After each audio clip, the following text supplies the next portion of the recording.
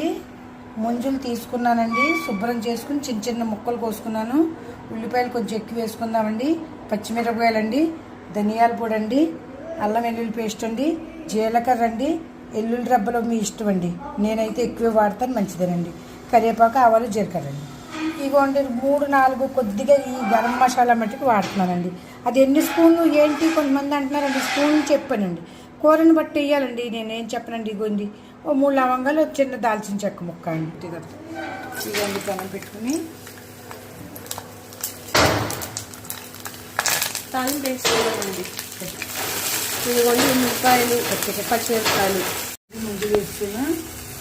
ఉల్లిపాయలు వేగినాయండి, ఇందులో ముందు వేస్తాము. ఇదిగోండి ధనియా జీర, అల్లం వెల్లుల్లి పేస్ట్, కారం, పసుపు కూడా వేసామండి. కొద్దిగా ఉప్పు, టమాటా యాడ్ చేస్తున్నానండి.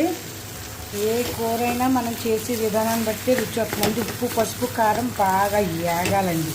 వేగిన తర్వాత ఒక్క నీళ్ళ చక్క సొలకరించుకుంటే ఇది ఎవరైనా ముంజికాయల కూర అంటారండి, అందండి. మన పెళ్ళికి వెళ్ళినా అక్కడ ఇవన్నీ బోల్డ్ ఐటమ్స్ చెప్పారండి, చూపిస్తాను ఒకటి మా ఊళ్ళందరూ. చెప్తేనే బాగా వస్తుందని కొంచెం ఎవరో చెప్పలేదండి. నూనె తక్కువ వేసి సిమ్లో వేగించుకుంటే మెల్లిగా వేగి విధానాన్ని బట్టి వస్తుందండి. నూనె ఎక్కువ వేసి వేగించకపోతే అది పచ్చి వాసన, పచ్చి కంపు వస్తాయండి. ఇదిగోండి చాలా బ్యూటిఫుల్గా ఉందండి, కలర్ఫుల్గా చూసారండి. అదిగోండి ఇంకా సరిపోతుందండి. లవంగాలు, దాల్చిన చెక్క కొట్టింది కదండి, ఆ పొడి కొద్దిగా యాడ్ చేసేస్తున్నాయండి. అన్నిటిలోకి గరం మసాలా పనికిరావండి, కొన్ని కూరలోకి డబ్బేలుగా ఉంటాయండి. ఇలా దగ్గరగా వేగించుకు తిన్న బాగానే ఉంటాయండి. రెయ్యిలు కూరలో ఉండండి అంటుంది. ఇదిగోండి ఫైనల్గా మన కూర అయితే తయారైందండి. మీరు కూడా చేసుకోండి. ముంజికాయలకి సలవండి.